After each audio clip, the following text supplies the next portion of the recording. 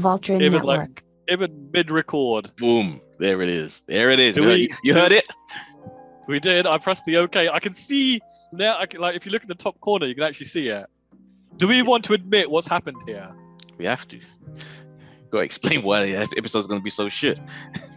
Gotta warn them. Yeah. I blame it all on Eddie. Yeah, you can do it. What's good, guys? Welcome back to Talking at the Movies. Not the same energy as usual. I gotta say, Eddie, I think we recorded yesterday, or as the matter was, we didn't record yesterday, the greatest episode we've ever done. And he's not exaggerating, guys. Like, this is our second time doing this episode because I didn't record it. I've never done that before. We finished, we wrapped up after an hour and a half of thought-provoking discussion. Mo broke character in a rare form where we got to see some vulnerability, and then I realized it hadn't recorded anything. So we're gonna try and do what we can again, but is your heart in it, Mo? Well, it is. We got to get the episode out there, but like trying to replicate the discussions that we had yesterday are going to be very, very difficult. We're gonna try our best, guys. Yeah, we're going to try, but hopefully it does mean maybe you've watched Dexter between yesterday and today. No, I was too depressed after finishing yesterday. That I just want to go to bed. I'm so pissed. So what are we talking about today, Mo? Again, Right. So today we're going to be talking Foundation, Invasion. We're going to be talking big review. we're going to be talking Eternals, not the Eternals. We're talking Eternals because apparently there's another film called The Eternals. And solo review for Ridley Scott's The Last Duel. Funnily enough, I just saw yesterday they had the premiere for The House of Gucci. That man's just knocking them out like one after the other. Keeping them alive. What else did I have that I had to review this week? I cannot even remember, even though it was just yesterday. Oh yeah, I'm talking about Netflix's new League of Legends animated show Arcane, the French Dispatch from Wes Anderson, and Titan. So, Mo. Dane. Right, so what have I been watching? So, a couple of solo things. You heard me mention it at the top. I'm just going to go straight in. Dexter, New Blood. Back for a season 9 after like 10 years of like probably one of the worst season finals. Not quite up there with Lost, but pretty bad. Break down Dexter for anyone who hasn't watched it, because there's still a lot of people I come across that never saw. Oh yeah, I'd original imagine so, because it's quite an old show now. It's like from the mid 2000s. So Dexter is set in Miami. It's Michael C. Hall, I believe, is the actor. He plays a forensic police officer who works for the Miami PD, who harbors like this, what they call is like the dark passenger within inside of him. Like he's essentially a psychopathic serial killer. He has a code that was taught to him by his father, like to only kill people who deserve it. So essentially, he's like an anti-hero, right? He goes around killing people who are rapists or pedophiles or who are clearly guilty of a crime, but have managed to get off due to like technicalities or just having loads of money to pay a lawyer. Or sometimes he gets them off in order so that he could get to them and kill them. Kill them. Yeah, that's why he takes that job in the police, so that, he gives him access to all of these people. Yeah, some of it goes pretty far out there, right? So Dexter, again, generally has to then take part in like the investigations of like the murders, where he always gets rid of the bodies. That's his like little thing. But obviously over the seasons, he meets other serial killers. He meets challenges where he might be exposed.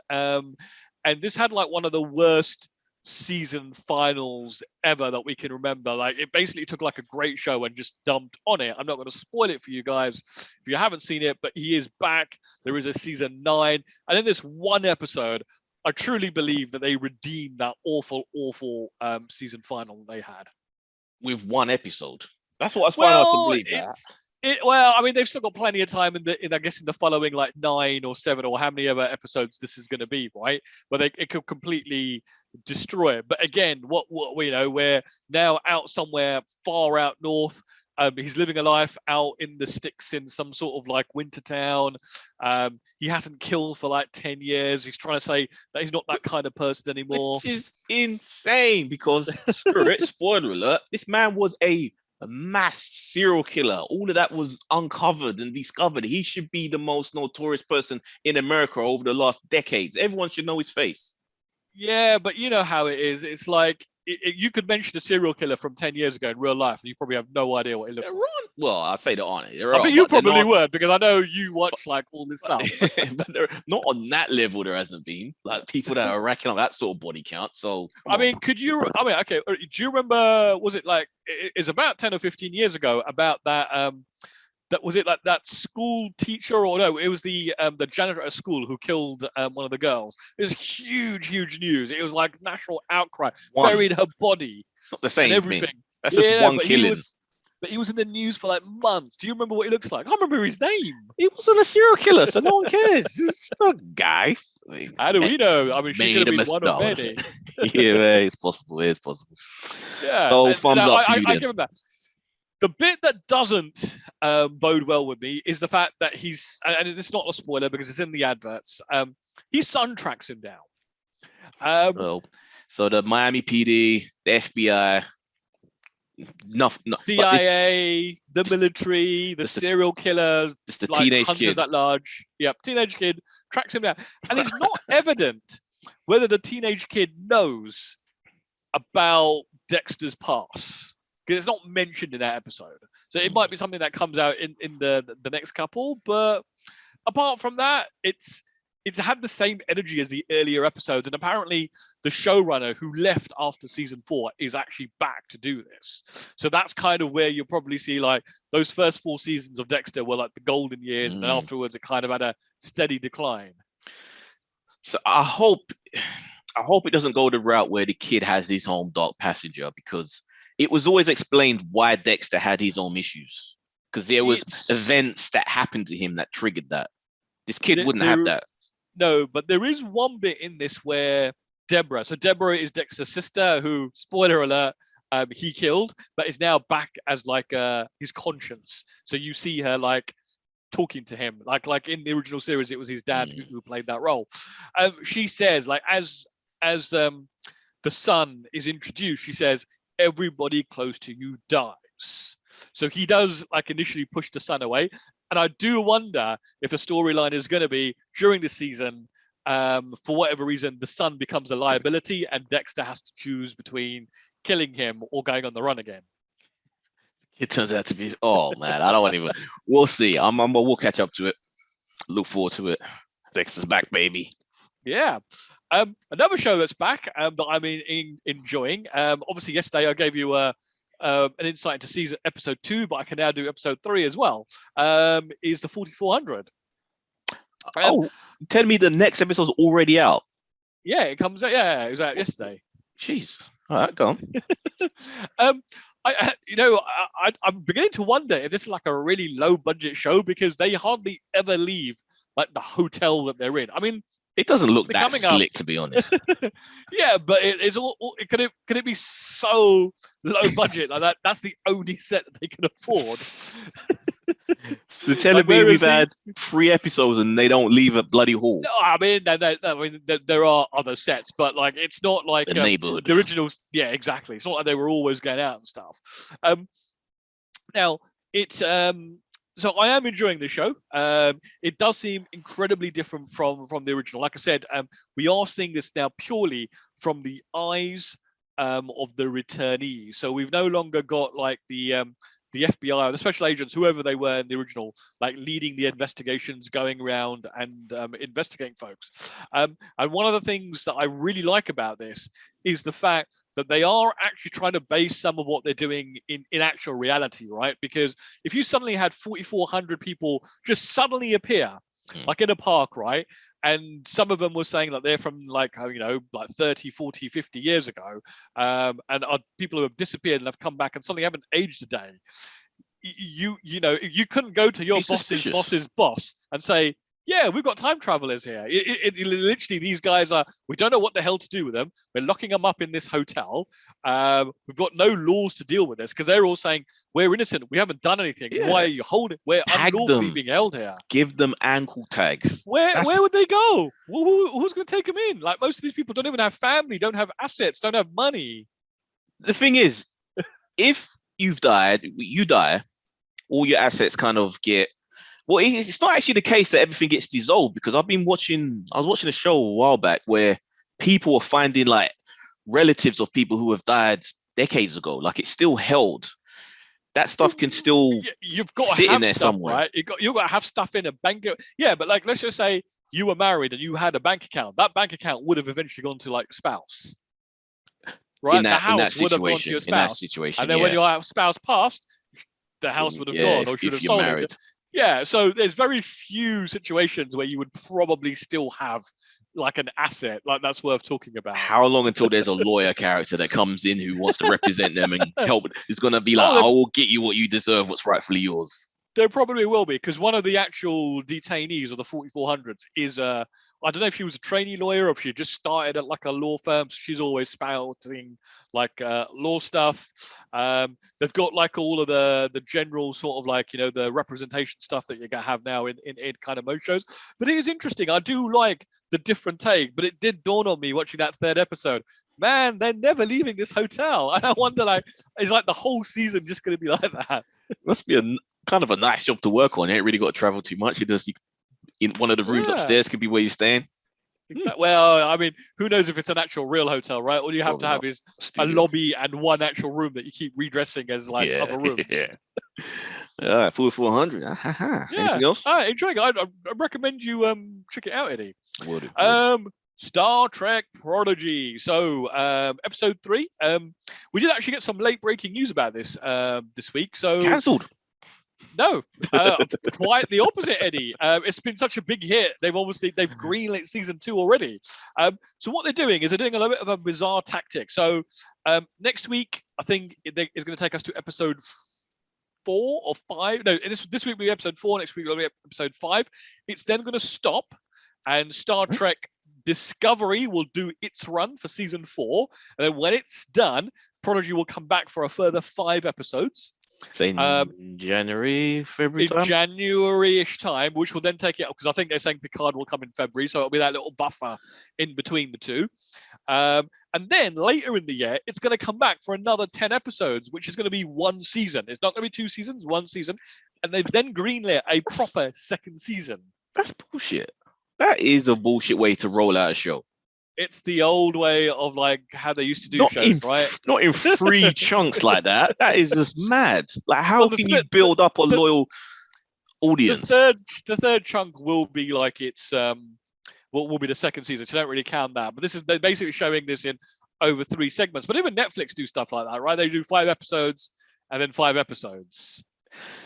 Yeah, but two makes sense. You can just split something in half, but in 3s, in like little. I guess they didn't realize like how popular the show was going to be, and they're like, "This is going to be huge." The thing is, how many actual kids are watching this? I bet you not many. It's just all. Doesn't matter if the kids are watching it. Your people.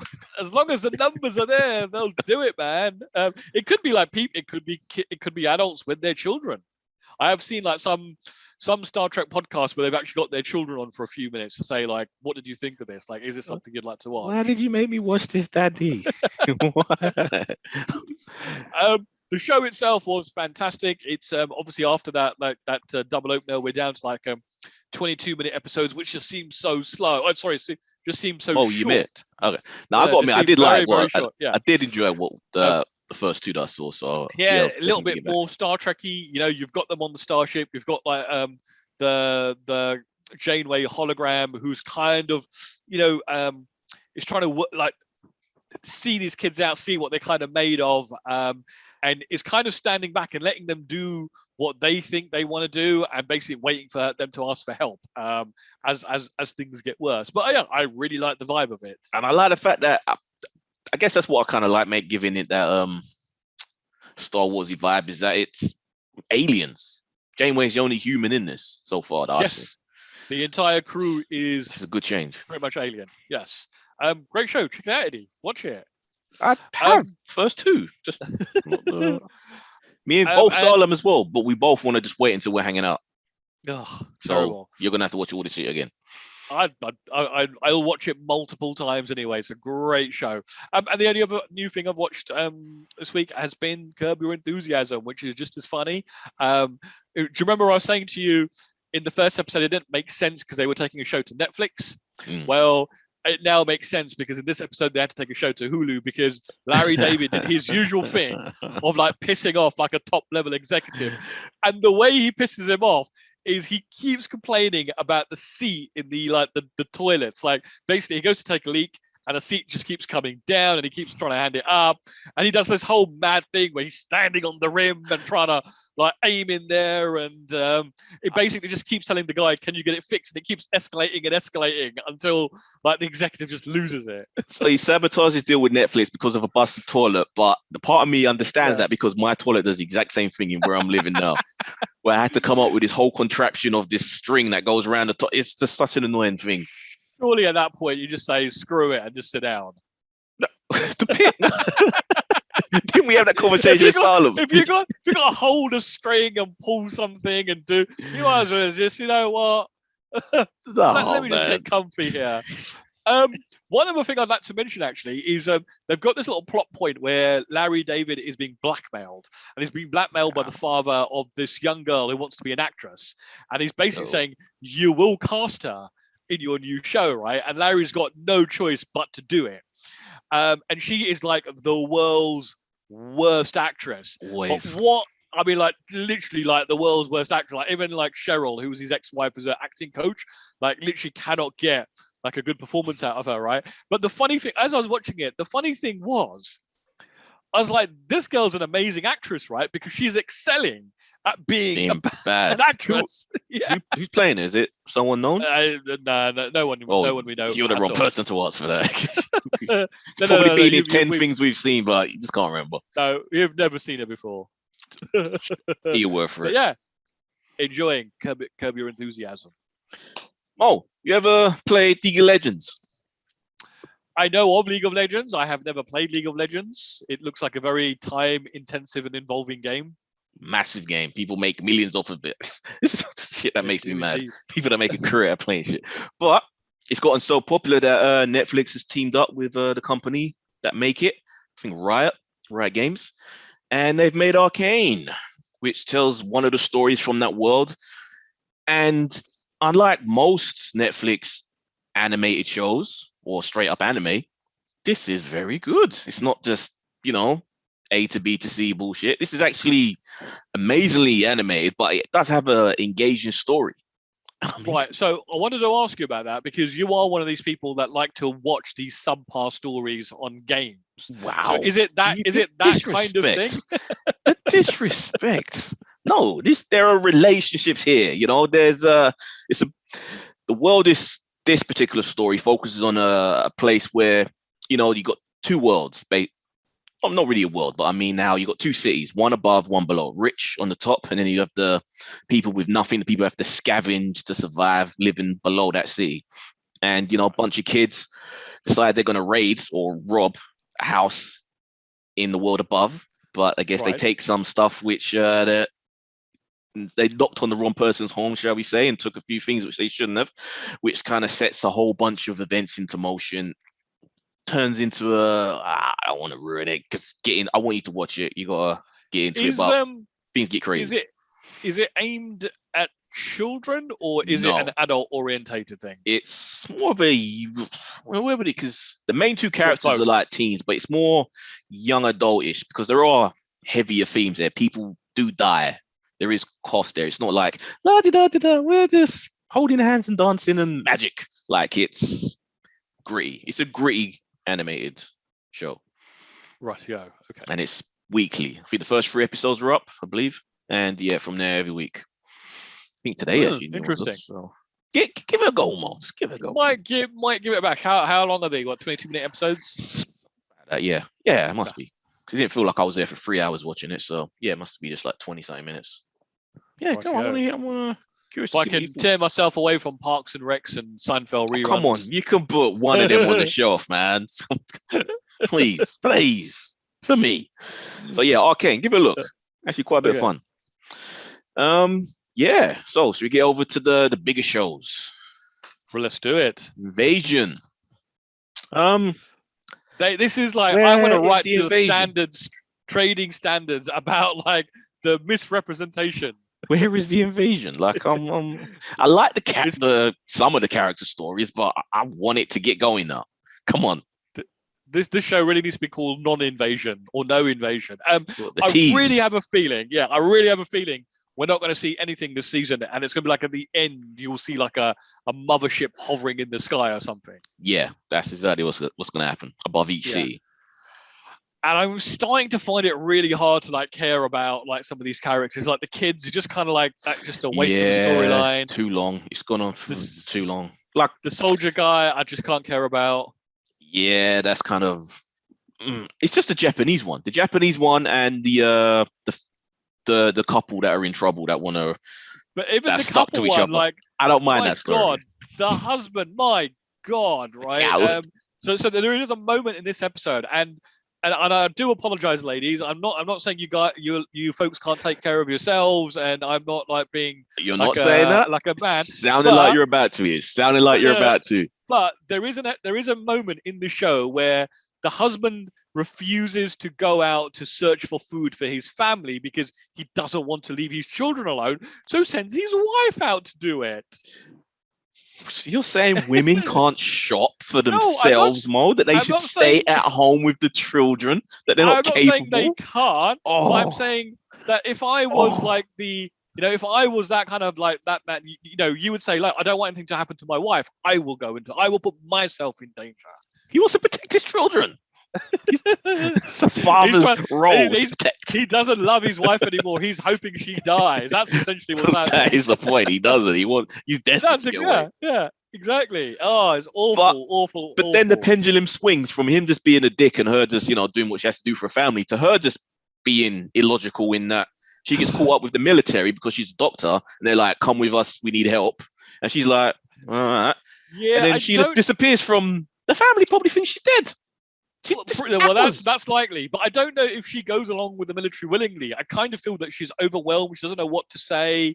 I do wonder if there's some sort of like thing about her like status in the US because she seems very quiet. She's a doctor. I don't think you get to that point without being a legal qualified individual. No, I don't think she was ever actually a practicing doctor. I think that's the thing because she says like she qualified but never practiced. She gave up everything for her husband. I think that's what she's alluding to. But she does give her qualifications though. Where she practiced. Like you can't just sneak into the US and do that shit. No. But she seems very reluctant to tell the military, I've got a family. They're just around the corner. I need to go back to them. Sounds to me more that as well as being sexist, you're also racist against Arabic people. That just because she has brown skin, she has to be an illegal immigrant. That's what it sounded like. No, what's happened? Is not very forthcoming with the information. She's just like being very quiet. So she's trying to hide something, right? I just think, or maybe the fact that she's had enough of her husband and she just wants to leave. I think those poor kids. She switched up the moment they heard on the news that it was. Actually, no. Was she already with the military when it was announced that it was aliens? No. No.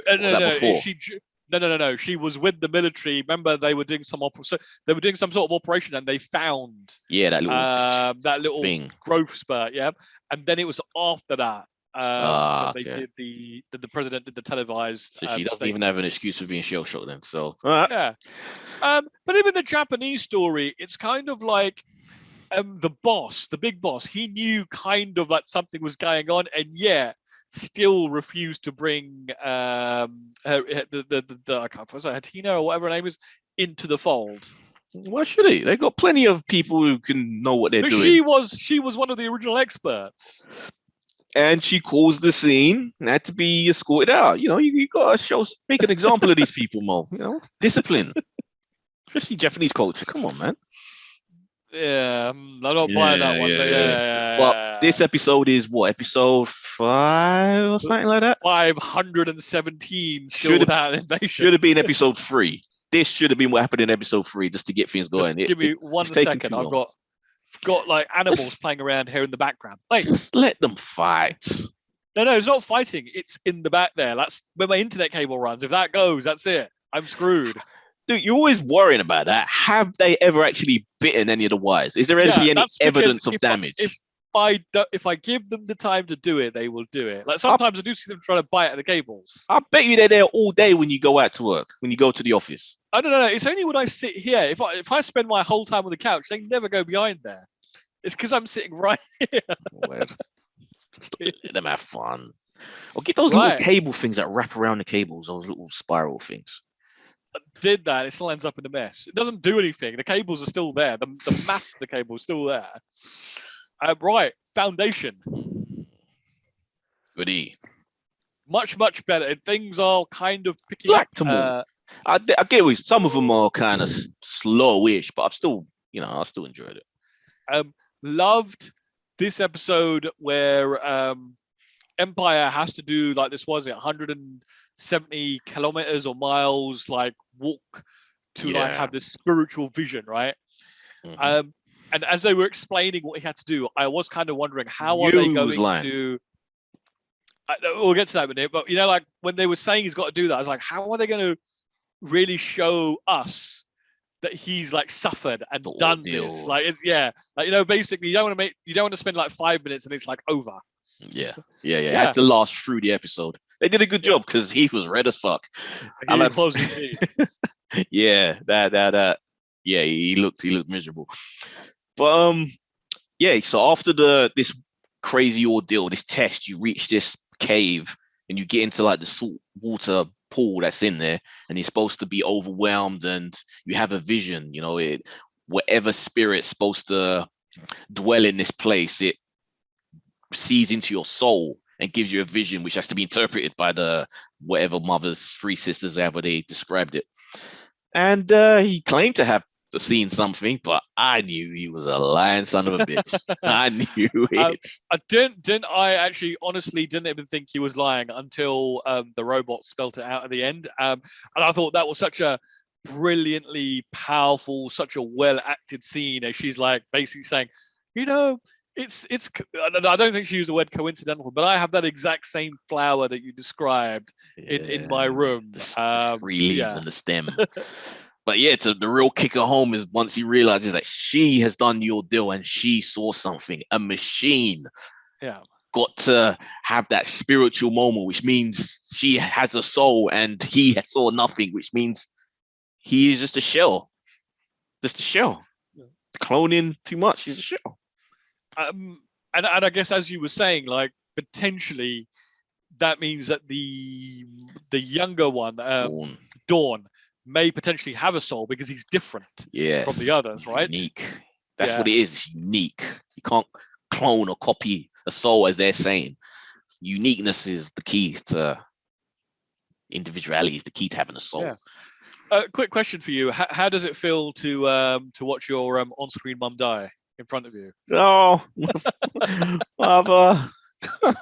That was a wicked scene, man. I just can't believe how good she is. Like obviously she was good and intense in the moment from what I remember of doing that little short film with her. But just watching her in this with the flawless accent and just real intense, man. She's so good now. So good. Yeah, that scene was brilliant from both actresses actually, because you ever see kind of the robot showing all the regret in the world, but at the same kind of time, basically saying that knows that she's going to have to do it. Yeah, she knows she's wrong, but she's in a program and she can't disobey, which is going to be interesting because you think she's going to side with Dawn. I guess it wouldn't be seen as a betrayal then, because Dawn still is Empire.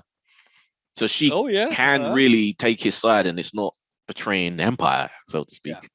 If you're not watching the show and just listening to what we're saying, this is making no sense to you right now.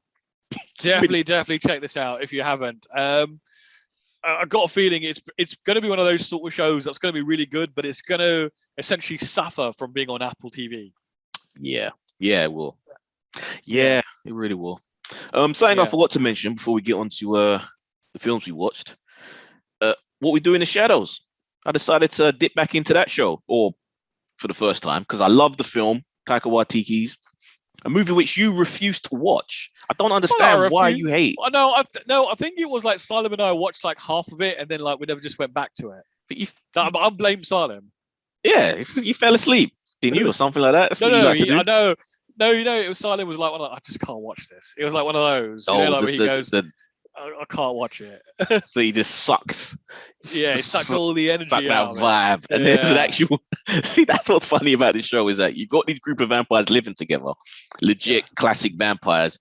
But then you've also got this one guy who just looks like a guy who works in an office, and it's revealed that he's a vampire, but not a blood-sucking vampire like the rest of them. He's what's called a spiritual vampire.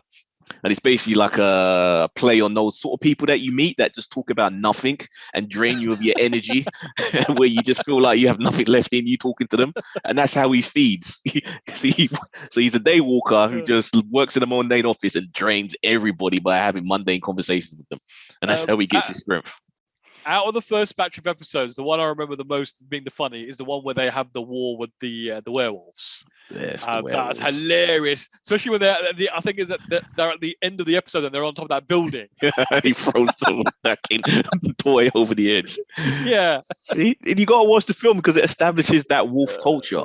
But it was the Vampire Council that made me feel like, okay, yeah, I'm gonna keep going with this because an important vampire dies in certain situations, circumstances. Don't want to ruin it for anyone, even though this show's been on for like 4 years now. But the assembly of vampires that come together, you've got the original vampires from the movie, including Taika Waititi, but you've also got Rachel Evan Wood that's come back, the chick who was in Westworld, the main android, who was in True Blood. She's playing the True Blood vampire with the red hair again. You've got Paul Rebus comes back. Playing the vampire. Hold on. I don't understand when you say these people are coming back and because playing, they're dressed up identical as their other movie versions and TV versions when they've played. Basically, they've assembled all these different vampires from different films. They've gotten the actors back and they've got them playing like Blade. Wesley Snipes is on Skype as Blade. Do they reference them by name though, or is it alluded to? It's alluded to, but they're done up exactly like it. Tilda Swinton as well from her movie. I think Last Lovers Alive, I think was her one. And yeah, it's just hilarious, man. I thought, damn, yeah, they get it. Interesting. Sticking with this, it's fun. So yeah, what we do in the shadows, I shall keep going. Seasonal week, possibly. So movie time before we get onto our trailers. So should I do The Duel, The Last Duel? Oh, do it. The Last Duel, great film. Go watch it. Right, let's go to the right, so I'll try and channel yesterday. Right, so The Last Duel, Ridley Scott, one of his epic type films, right? You can see that they've clearly spent a lot of money on this. It's visually, it's absolutely beautiful. It's set in a medieval time. Now I say medieval, it is it's in France, it's in the 1100 something, so I'm not entirely sure whether that actually They're is in the castles, they wear armor, that's medieval. The fight with swords, that's medieval. So first I just want to get the negative stuff out of the way because there's only a few negative things and everything else is mostly positive. Is again, I'm going to repeat, this is supposed to be set in France in the 1100s. You've got Matt Damon, you've got Adam Driver, and you've got Ben Affleck. So who else is supposed to play this? Who else? What's wrong with that? Have you seen The King on Netflix? And they've got they've got Robert Pattinson who plays the French prince. Yeah, he actually comes across like he's a French. Yeah, and it shouldn't work if someone was just when it was explained to me that he was playing a French. I just sparkling vampire boy. No. In this, they're Americans playing French folks. They don't even make an attempt to and I guess I don't know. It'd probably come across weird if they try to have a French accent. But they have English accents, so it gives age to a degree. Yeah, but it would be worse if should just got French actors. Yeah, but then it wouldn't have had the. Yeah, I say it wouldn't have had the star power, but I guess it didn't matter because the film flopped. Apparently, Ridley Scott. But I will say, I think out of the three, Ben Affleck is probably the best because A, he's not in it that much. B, he's got blonde hair and a blonde beard, which is just so weird looking. But he really does play like a medieval version of himself. Like he's a womanizer, he's an alcoholic, he's a swami little git. And That he just like, you know, sounds like a slightly veiled insult to poor it's not an insult. I love Ben Ben Affleck. Affleck. I watch like all of his View Askew films. I absolutely love. Right. You He know, just basically said he's a piece of shit. He basically said he's a piece of shit. No, but he like he's obviously had trauma in his life and he's very good at playing that kind of character. But don't let that put you off because the film itself is absolutely beautiful. So the film is What about the lead actress? You kind of just oh focused Jodie on. Comer. Well, yeah, because the thing with Jodie Comer is she doesn't stand out like a sore thumb like the other three. Like you can almost believe that she actually is like European. Well, she is European, right? Yeah. So she doesn't have that strong American accent that kind of puts you off about the others. So I'm not actually going to complain about her. But hold on, I've seen the trailer. They don't talk in an American accent. You watch the film. It's one of those things. It's not that it slips. It is one of those things that kind of It's like. What's the other film that he did with he put Legolas as the lead, The Kingdom of Heaven? Yeah. Imagine how great The Kingdom of Heaven is, and imagine how much greater it could have been without had him. They had Orlando Bloom. Yeah, had a more heavy hitter of an actor playing that role. Do you think Adam Driver should have played that role? I think he would have been way better. Adam Driver comes across as though, imagine if someone was to write modern teenage girl fiction of like that period. That's like what Adam Driver comes across like. Now he's like the Twilight version of like a medieval knight. So you're saying he's too pretty to be in a movie like based in medieval hair. It looks too Hollywood. Wow. That's the problem, isn't it? Which is such a shame because they spent so. In fact, hold on, I'm talking about too much negative stuff here. The film itself is actually really, really good, right? So the film is essentially it's shown. You see the same film like almost 3 times, right? You see it from Matt Damon's point of view. You see it from Adam Driver's point of view, and then you see it from Jodie Comer's point of view, right? So essentially, the film is it centers around Matt Damon and Adam Driver's friendship, right? So they're friends. They go off to war together. Matt Damon saves his life. They drink and all that kind of stuff and merriment. And then over time, essentially stuff starts to happen where it appears that Adam Driver is stabbing Matt Damon in the back, stealing stuff from him and taking his glory. He's the one who's sucking up to like Ben Affleck, who's the cousin of the king and getting like more and more prestigious and getting a higher standing in society. Then Matt Damon marries Jodie Comer, and things just get worse, right, for Matt Damon. And as it transpires, eventually at the end of the first story, Jodie Comer comes out and says, while you were away, you know, I was home alone. A man came, and this is the man I recognized, and he raped me, and he took me against my will, and that turns out to be Adam Driver. You then see the film again, but you then see it from Adam Driver's point of view. See, that's interesting you say that because there was a movie with Fanny Newton back in the early 2000s maybe or late 90s where she was sexually assaulted. It may be in a TV movie, but that main part of the film where it's like a court case, they do that same process where they tell the story of the event of this night, but from either side, her version of it, and then it plays again from the guy who's being accused. Well, apparently the film industry term for this now is it's a Rashomon style story because it's like that. Yeah, it's that film. Well, I guess was the first to do that, where you have multiple versions of the film. What's his name? Japanese guys, Seven Samurais. Oh my God! Kurosawa. Shame on me forgetting. Yeah. And it's brilliant because when you see you're not literally watching the entire film again, but there are many scenes that you are seeing again that they've refilmed with subtle differences, right? So sometimes it could be like, say, Adam Driver and Matt Damon, apologizing to each other, but you know, like having these snide looks on their faces, little smiles, little frowns, and these are the really little things that made me laugh a lot. And I just want to like just for a moment tell you about the person that was sitting next to me when I was watching this film. Every time I laughed at like those sort of like those dark black humor moments, I could see from the corner of her eye, she would turn around, and I don't mean like literally like just a little bit. She would turn her whole head like this way and look at me as though she was trying to think, what's wrong with the mental capacity of this man sitting next to me that he's laughing at this moment. Either she's too dumb to get the subtleties of those scenes, or you're laughing at things you probably weren't supposed to laugh at. Someone's being slaughtered, or No, it's nothing like that. You're No, just no, chuckling it's to nothing. yourself. No, You it's sure? just You sure? it is the looks on people's faces as they know they are being screwed, but having to pretend to be happy. It's like it's a masterful doing thing. You should have asked her. What are you looking at? I didn't even give it a satisfaction. I just kept looking at the screen, like just completely ignoring that you're there. Don't care.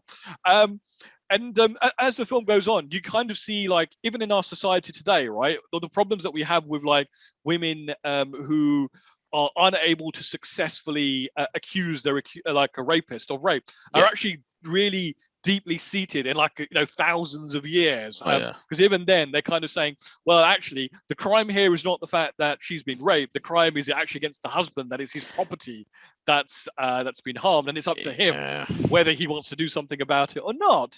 And then hence that's where you get like the Last Duel. In fact, actually, this is based on a true story, and this apparently was the last duel officially sanctioned by like the king, and it is like a duel to death. There are some absolutely like brutal war scenes, very short scenes, but like there are scenes where you see Matt Damon go into war, and it's absolutely brutal. You're like shown, there's no romanticism about it, there's no like heroism about it. It's like you step one foot in the wrong direction and you're going to get like an axe, or you're going to get a sword through you, and you're done and you're dead.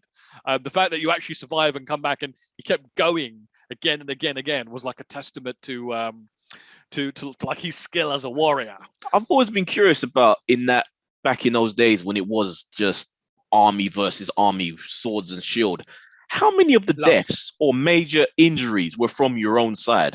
From someone just swinging a sword behind or a mace and just stabbing your own guy behind you accidentally as you're making that big swing? It had to happen. Must have. I bet you it was higher than you probably think, right? It's definitely higher. Yeah, it's insane. And it kind of shows you that just a shitty way to have lived life back then.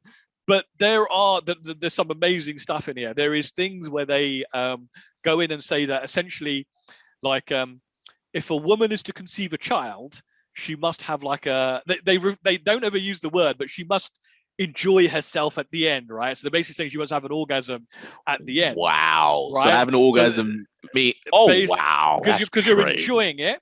So they're basically saying it's a scientific fact that if you're being raped and you're not enjoying it, you cannot get pregnant, because they're making a dig at her. So for 6 years she's been trying to conceive and she's not been able to, but now all of a sudden she's pregnant, meaning that she must have enjoyed being raped, and you're just like, not much has changed, because I heard something. I don't even want to get into the politics of it, but we've heard the kerfuffle about right to choose and all of that, and I've heard arguments similar to this happening now in 2021. Hooey. Yeah, it's I know I've probably really spoiled a lot of stuff, but this isn't kind of film that has spoilers in it. It's just a film that you watch and you enjoy, and I very much like the structure of how they sell the story from like 3 different truths, I guess. Yeah, it's a bummer I didn't get to catch it, man. But I have to wait until it comes. Yeah, I'm not sure I could give this a 4, because, like I said, because of the actors, right? Really, you hated them that much? No, actually, you know what? I'm gonna give it a 4. Because the film, it is still a grand movie. It's definitely done. I did find sometimes things weren't explained properly because things just moved at a rapid pace, and I wonder if there's a longer cut there somewhere. Too busy laughing. Too busy laughing at. There are some very funny moments. The Last Duel, 4 stars. Yeah. I miss it. Go and see it, Eddie. Go and see it. Beautiful review. Not quite up to the scale of yesterday, but still very good one. But it still makes me not really want to. I should have done it. This is the second time we've done this. I should have taken this opportunity to review mine once first. So again, I'm just going to breeze over what I saw. Wes Anderson, French Dispatch, a great eclectic. If you've ever seen a Wes Anderson film, what was the last Wes Anderson film you saw? You saw Grand Budapest Hotel? You know what? I actually don't think I've actually ever seen any of his. Oh man, that's a crime. He is one of my favorite directors. This film It is someone I keep meaning to like dive into like their filmography. His films are strange and quirky, but in a good way. They're funny. An amazing cast. Oh, no, let me bring up the cast list because it's worth mentioning. We got Timothy Chalamet. Timothy.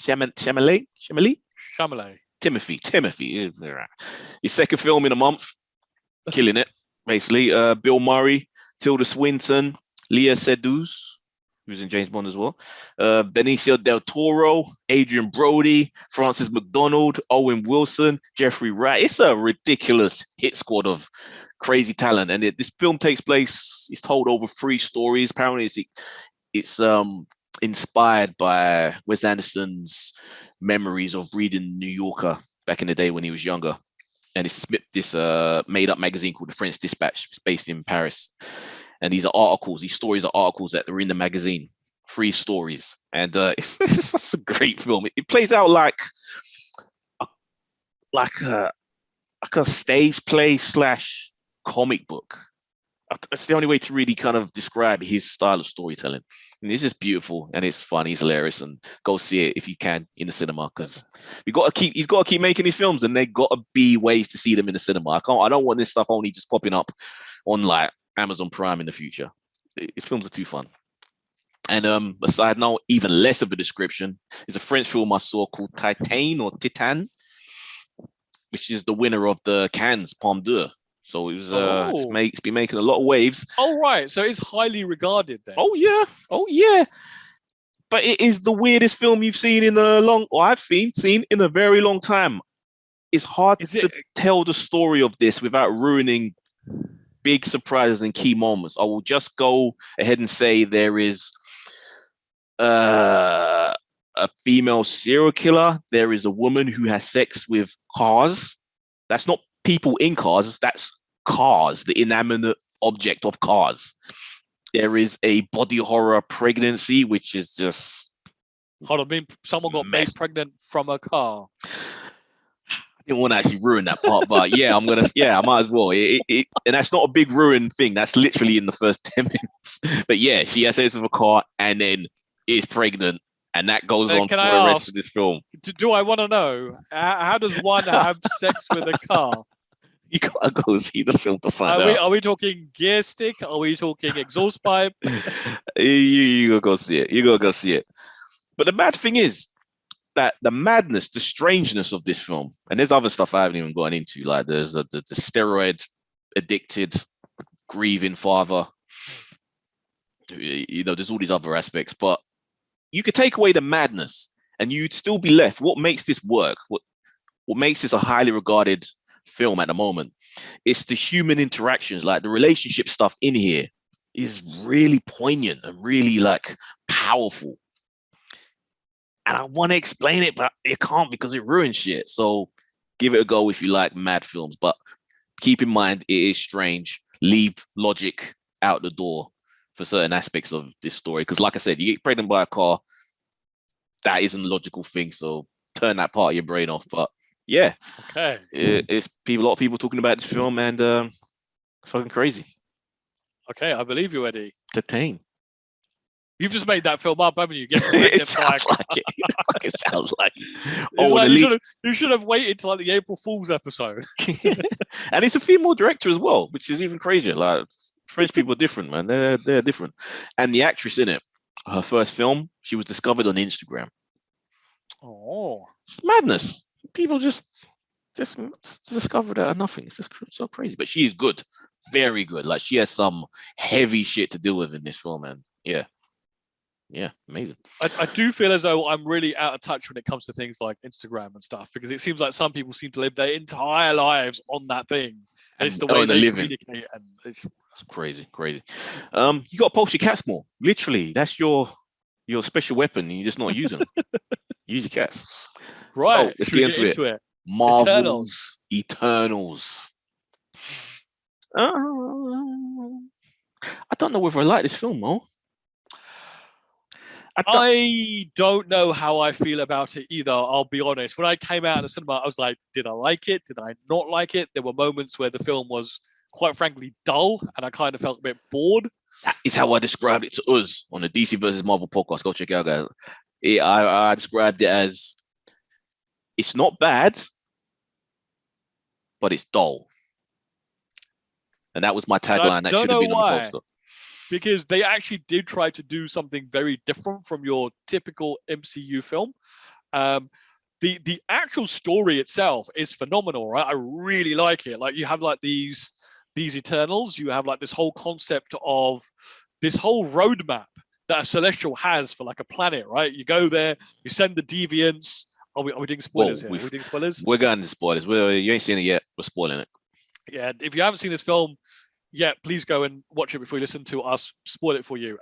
So Eternals come to Earth essentially to clear out the deviants. Yeah. And you kind of think, when you're watching the film, you kind of think, that seems like a really weak plot point. But as the film goes on, it's explained actually that's only like half a truth. Yes. Yeah. And they have like this whole beautiful thing where actually they describe to you how a Celestial is born. And it is literally over billions of years. It requires lots of people. And then your planet is destroyed.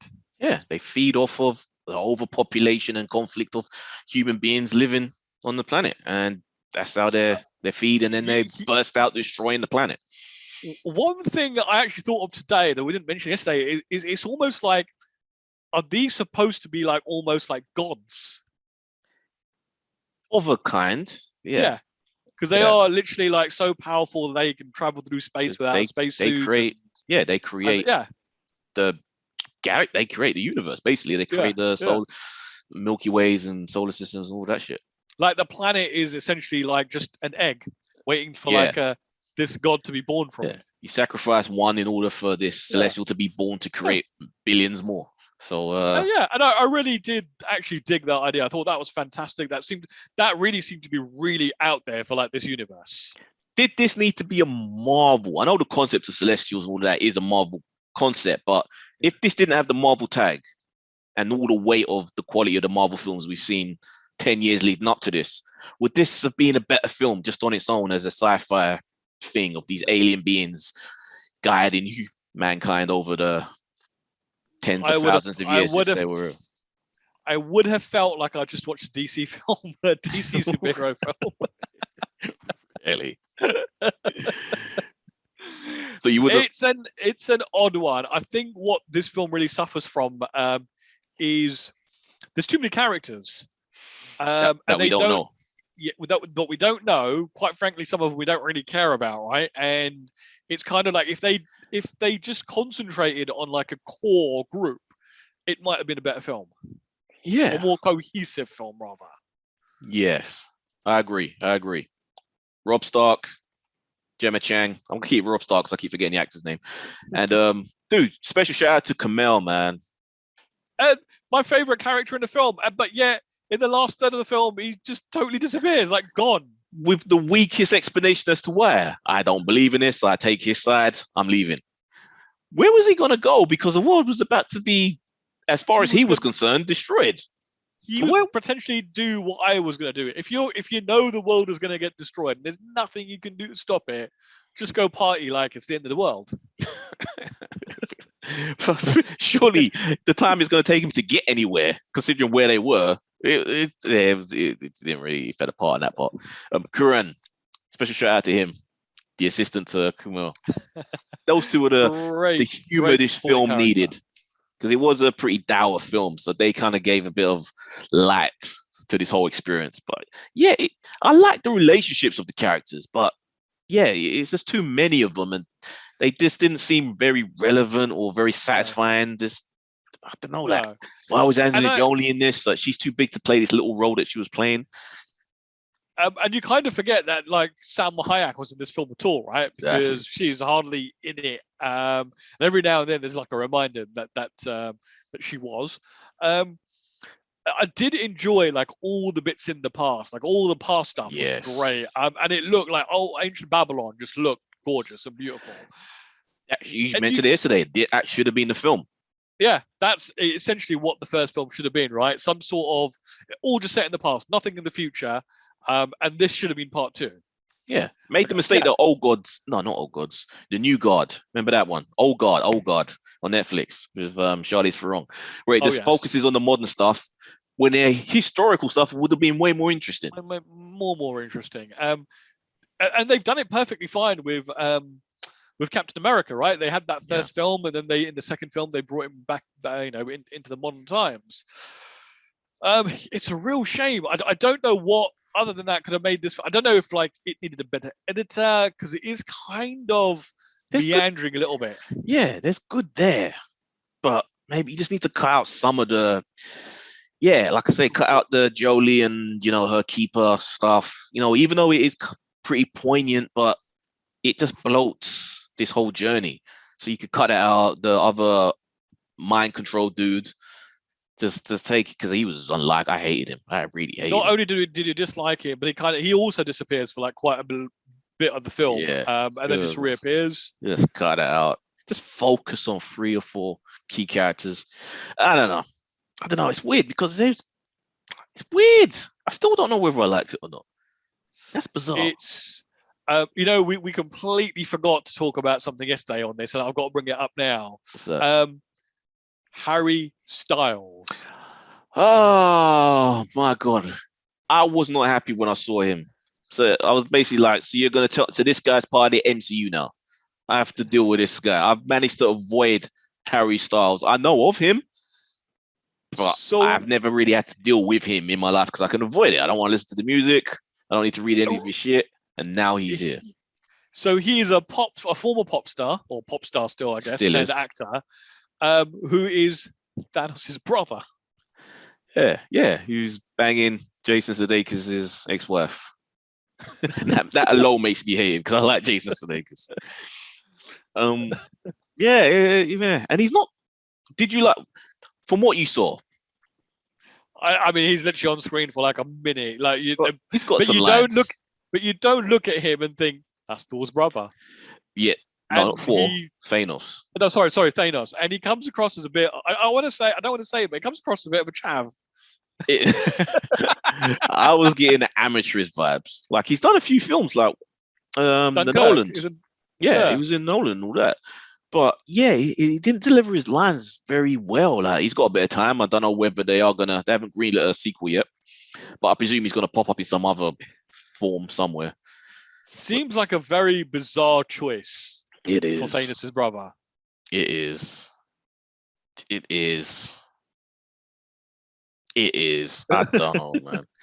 Yeah, Harry Styles in the MCU now. Yeah, let's start with him. How did you feel about the end of the film? Because you've essentially got this final third that actually, I've got to say, was pretty good. I did enjoy the action in that last third. But you've essentially now got these people that have spent millennia on Earth, who were supposed to carry out a task, who have now been being held responsible by the person that sent them there. But instead of it's sort of tearing them a new one, he's like, I'll allow it on this occasion, but we're gonna have to judge you. Well, I can't remember exact words he says, but it's kind of I'll allow it for the time being or something. And you're just kind of what? Well, I guess it puts in perspective how old they are and how long they lived. That maybe 1 billion years. This isn't that much of a big deal for them. It's basically a couple of hours a day. I've lost a day's worth of work. I guess that Celestial is still there, right? He could still hatch. No, I think he's dead. I think they killed him because the light, once you see the light dim from the eyes, I think he's done. Gone. Yeah, someone's gonna have to pay, maybe, if there's a sequel, which it's done okay though, financially. I think it's 160 odd million, including domestic and international. So there is a good chance that they will get to continue this. Oh, they will, absolutely will. I think response. But although if you look at the audience score seems to apparently be a lot higher than the critical response on Rotten Tomatoes. Interesting. I wonder if that will dip over the coming weeks. But it's we've got to talk one more thing about Kit Harrington, because I was very surprised that they put Kit Harrington in this film, and you suddenly realize he's actually not an Eternal. No. He's only this bit guy. But then at the end of the film, it's like, no, actually, he's more important than that. Yes, his character, which they did reveal leading into the film, or maybe that was just rumors, but it is being official. He's a character called the Black Knight, or Black Knight, just Black Knight. And he's just a dude who has this lineage back to like a knight on King Arthur's Round Table. So that sword that he grabs hold of, the ebony blade, belonged to that ancestor from King Arthur. So that's where the power is. So once he has that power, once he has that sword, it gives him, invulnerability to death, and he can do shit. So we see him getting his hands on the blade for the first time, and finding out he's on the blade. Because I haven't looked into it, but apparently I've heard that the person off screen that talks to him is actually supposed to be the new MCU Blade. Yes. When the hell is that going to happen? Because they announced that it feels like 3 years ago now. I bet there's loads of stuff happening that we just don't know. It's a long wait. So but I don't know what you're gonna what are you gonna score this film? Oh man, this is a 3, right? Yeah, 3. Like a just about a 3. It doesn't deserve a 2. No, because it's not, like I say, it's not bad. It's just dull. It's like a 3 minus. Yeah, I'm gonna need to see this again at some point when it pops up on Disney Plus or something, but. At the moment, it stands on the 3. Could change, maybe. Maybe I'll discover the genius of it some point down the road. But at the moment, yeah, it is what it is. Right, should we scoot through these trailers then? Let's do it. Stranger Things season 4, the Dear Mike trailer. So this is a trailer all built around 11. Yep. Gets you really excited for the show. Really surprised at the end. I thought at the end of this trailer we were going to get like a date for when this is, but it's dropping 2022. That's all we know. But essentially, 11 is, I guess, across the country. She's now living a normal life. She's right back to her friends. Not really adjusting too well. She hasn't really made any friends. Yeah. Typical 80s kind of like the child thing, right? Where you're like the odd one out kind of thing. And get to be the hero at the end. But towards the end of the trailer, like, let's just say shit happens. Yeah, it doesn't really kind of give us an idea of where the story's going, but that's a good thing. But the trailers never do for this show, because I remember the one about the mall. We never knew what was going to go there, but we just got really excited from just seeing an 80s shopping center. Are you actually excited for Stranger Things 4? I am actually, because like the last season was pretty good. I do like the character dynamic that we have with the kids and the actors. I thought the older kid who was teamed up with Maya Hawke, I thought those two were quite a dynamic duo. They work really well together. And I'd like to see.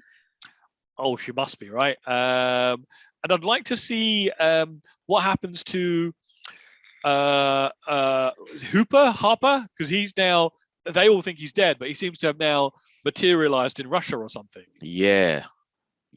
What's the mystery there? Winona Ryder and all that shit. Yeah. So, Stranger Things 4 coming soon. Spring, I guess. Right, but more immediately, this one dropped out of nowhere, and 8-Bit Christmas. This is a Christmas movie I can get behind. Finally, I haven't been excited for a Christmas movie since Elf. I'm liking this. Did you see the news about Elf this week? Elf 2. Oh, he turned down what, like 10 or 20 million or something? No, $29 million because he thought the script was rubbish. Yeah, you kind of think if you got $29 million being offered, say, you know what, take a couple of that mil, pay a decent writer, do a better film, and I'll do it for 25 mil. From what I heard, he just didn't think you could replicate the magic of the first one. It's just one of those things you possibly can't leave a decade or 15 years before you make a sequel to something. It just never works. It never works. When has it ever worked? Never. I'll come back to you. That's one that needs a lot of thinking. Yeah. Blade Runner. I'll give you that one. I'll give you that one. 8-Bit Christmas. So this is Neil Patrick Harris as an adult in the present day telling his daughter, I think it is, about a Christmas in 1980 something, where he was really hoping to get a Nintendo Entertainment System, and was given something completely different. I can't remember what he actually gets. It's basically his story about how he tries to get one. Yeah, and this will fall. You mentioned actually about The Verge. Oh yeah. So I got alerted to this film through like a headline at The Verge. The Verge goes, "This is like the worst trailer for like the worst Christmas movie ever," and the comments were literally full of people like, "What are you talking about? This looks excellent." Yeah, so it kind of exposes The Verge for it's notorious for being a bit of a millennial hipster sort of collective. So if you're not there to experience the madness of the 80s in terms of gaming consoles, when Yeah. this is a time when everybody didn't have the means to play games of that kind, like all there was board games. Everyone didn't have a gaming console in the pocket like they do nowadays. So it was a big deal. So that longing, that desperate need for him and begging his parents to try and get hold of this Nintendo Entertainment System is something that anyone that was there can relate to. I could completely concur. Eddie is not exaggerating. Like, you know, like when I remember walking past Dixon's and seeing when the Ninja Turtles NES pack had like gone down to I think £80. I begged my mom and begged her and begged her and begged her until she like finally relented and bought me that. And I just still remember the joy of like taking that thing home and unpacking it for the first time and playing it. I remember like getting Super Mario Brothers for the first time. That was just like an amazing experience. And you saw the power in that trailer as well of the kids that did get to have these things, where all the kids were outside the house bringing gifts in order to be invited in to play it. And I had a taste of that power mode. It's the sliver of taste when my uncle, who had just gotten a new job, he was young, and he decided to splurge and he bought me a Game Boy. This is when no one else had a Game Boy. It was just coming out. And yeah, the power I lorded over everybody walking around with it in the air, going to school. Like, who wants to play my Game Boy? Who has sandwiches that I want? What have you got in your sandwich? Cheese and egg? No. Ham. Yep. Come. Beautiful. And how long did that Game Boy last? I had it a long time until I regrettably ended up selling it like whatever years later. And I wish I never did that. Those Game Boys are built like tanks because apparently I think it's the New York Nintendo shop. There is one that they've got on display that apparently one of the soldiers took to like one of his tours in Iraq, and it's actually got a bullet went through it, like saved his life, and apparently the thing still works. Wow. Yeah, it's one of the originals, the 4 batteries I believe they took, no charging pads or nothing. Why the hell? I think I spent the money on comics. Fucking idiot. But so looking forward to this. It's coming like I believe the 24th of this month. Loads of like 80s nostalgia goodness coming up. Right, and our final trailer of the week. So Friday, I went to cinema. I watched like 2 films. Right, when I watched The Eternals, and then in the evening I went and watched Last Duel. And as I was coming home, as I was like wandered into the kebab shop to like feed that, you know, like post 11 o'clock hunger that you have while you're out, I suddenly got an alert on my phone, and I looked at it, and it was a trailer for season 2 of The Righteous Gemstone. It has been hallelujah, praise the Lord. It has been a while since season 1. It's been well over a year. Break down Righteous Gemstone so anyone hasn't seen it. So Righteous Gemstone, it's John Goodman, it's Danny McBride.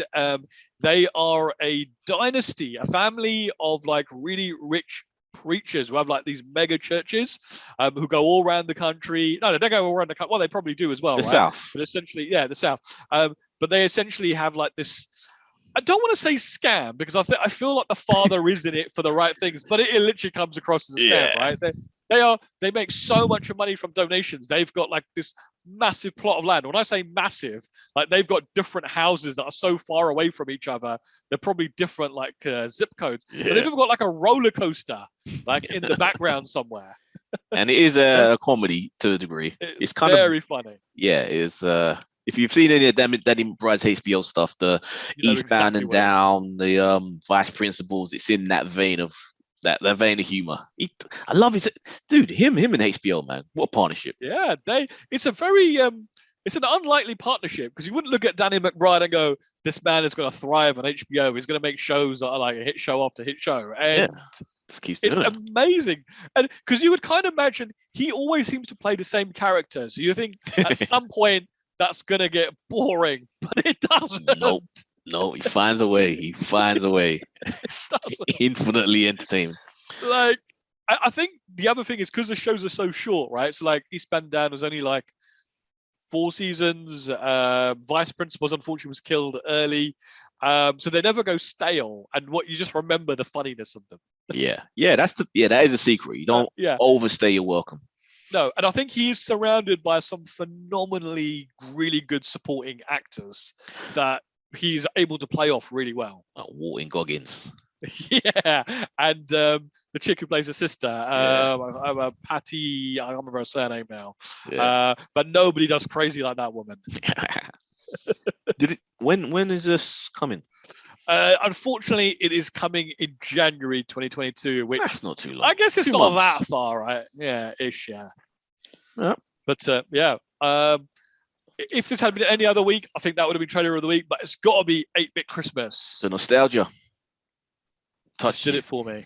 Just did it for me. Let's breeze through this news. Yeah. Get through it. Come on then. Right. So Vinny Jones, not Vinny Jones. Vinny. I'm gonna say the wrong Vinny. God, I forgot his surname now. What's his name? Vin Diesel. Vin Diesel. That's it. Vin Diesel. I'm gonna go back to Vinny Jones. It's probably more interesting. Vin Diesel wants The Rock back in his life. The man is on an Instagram post where he's essentially poured his heart out. And I don't know whether this is like he's done a genuine or not, but he's basically saying, I'll read you an extract from it. My little brother Dwayne. I can't do it. You do Come on. Come on. I'm not watching enough of his films to do his voice. Oh, you know. My little brother Dwayne, the time has come. The world awaits the final of Fast 10. As you know, my children refer to you as Uncle Dwayne in my house. There is not a holiday that goes by that they and you don't send well wishes. But the time has come. Legacy awaits. I told you years ago that I was going to fulfill my promise to Pablo. I swore that we would reach and manifest the best Fast in the final. That is 10. I say this out of love, but you must show up. Do not leave the franchise idle. You have a very important role to play. Hobbs can't be played by no other. I hope that you rise to the occasion and fulfill your destiny. This sounds like just real bullshit to me because, like, The Rock, as we know, is so busy. It's probably not possible to put this into like a schedule. He sounds like he's being the bigger man. These Fast films haven't suffered financially since The Rock left. Quality was already in the toilet by that point, so it ain't really, matter of it being good or bad. And let's say, how many good films has The Rock made since leaving Fast Furious? Jumanji? Tons, right? Isn't it every single film that he's in is like gold? Well, yeah. He gets paid in gold. Was the Jungle Cruise not entertaining, Eddie? It was fine. There you go. It was fine. There you go. What more do you want than it was good? Fine? I want good. I want great. When is he gonna make? When is The Rock gonna lead as a lead actor? Gonna be in a great film? It is quite odd because he does have that charisma where if they just give him. I used to think so. I don't think he does anymore. I honestly don't think he does. I don't know what it is. Whether he has too much control of the films that he's in. Yes, that's exactly it. Because he could easily be like that 80s action hero that we know of as like, Stallone or Schwarzenegger. Yeah. I don't know why he's not had that sort of breakout film. Because he doesn't have range. He doesn't need range. Like that kind of actor doesn't need range. They just need. You're right. I'll be back. Yes, Arnold was Arnold in pretty much everything. Yeah. I don't know. Like we got a glimpse of it as the potential in. Jumanji's his best one. The first Jumanji film. That's his best one he's been in. So I'll give up for Vin. Yeah. He's being a bigger man. Or he's being very tactical in getting out there first and making himself look like the great guy. Exactly. That's it. That's more like it. There we go. That's more the Vin Diesel that we know, right? Mm-hmm. Do you think Rock's going to come back? I have no idea. Don't watch the films. Couldn't care less. I think he's all in on Hobbs and Shaw. Isn't that like his little franchise now? Yeah, but I haven't had any word on whether that's going to keep going. Like, I think they said they were gonna, but I guess, Rock's doing so much shit. Has he got time? Not only is he doing that, he's also got TV series. Don't forget that. That's been renewed for a second season. Days. Yeah.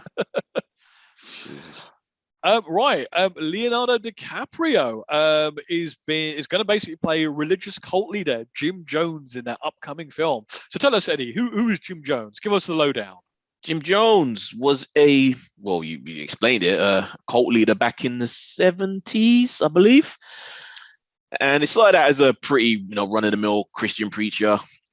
But then it started, the more power he got, it began to turn his vision of what the religion was and what people needed to do and be in order to fall in line with his vision. And then he became a messiah, and then he moved everybody into South America, into like this little plot of land in the middle of the jungle where no one could leave, where he could have control.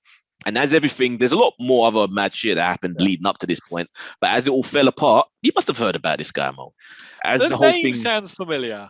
As the FBI were closing in on him, and families of people who were missing, who were a part of that cult, began closing on him, he decided that everyone needs to die. In order to preserve what I've created, everyone needs to die with me. I'm going to kill myself, and you're all coming with me. And he poisoned the Kool-Aid. That's where the saying comes from.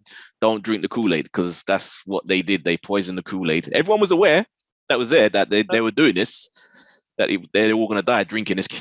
Children, there was families here. Okay, so that story, I obviously remember that. This kind of sounds like this would be like a really meaty role for like DiCaprio to really sink himself into. Yeah. Could be second Oscar. I'm a little worried now that I'm looking at who's involved in this. Scott Rosenberg. He's writing the script, and he wrote Venom. Gone in 60 Seconds. Jumanji, Welcome to the Jungle. Oh, this. Who's the director? I'm not seeing any director attached to this yet. I mean, if you look at DiCaprio's work, like there aren't many duds in his filmography, right? The man can pick anything he wants. That's true. And if the script ain't up to scratch, I'm sure he has the power to say, all right, we'll get someone else to go over this. Exactly. Or I'm not doing it, right? Cool. Where does I know you're like a real fan of like these sort of like serial killers and all that kind of stuff. Where does he rate in like the top 10? Like, is he top 10 material? Oh, he's not a serial killer, but he's as an occultist, he's definitely up there. He's definitely up there.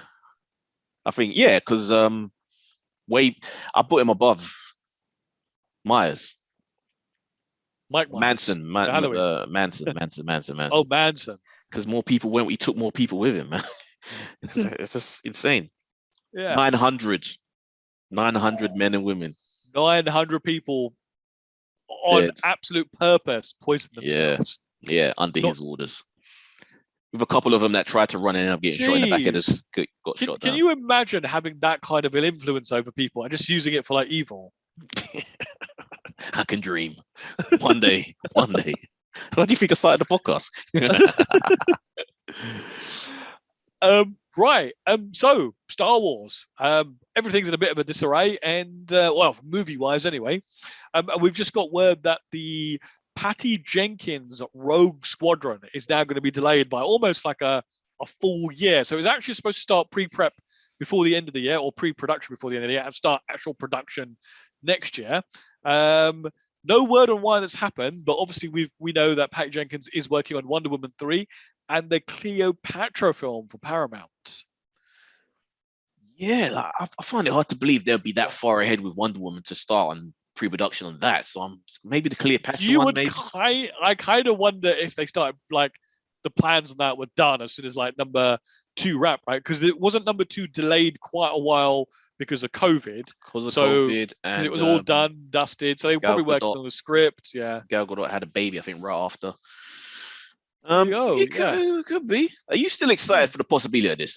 Star Wars film that focuses on X-Wing fighters, considering how Wonder Woman turned out? Is it fair? Because you're only as good as your last film. That's how it is in this. It absolutely is. I'll be honest. Like when they announced like Rogue One, I was just like, this sounds like a rubbish film, and it actually turned out it was the best by far of all the new Star Wars films that came out. But I mean, like, it's not even close, right? That's blatantly the best film.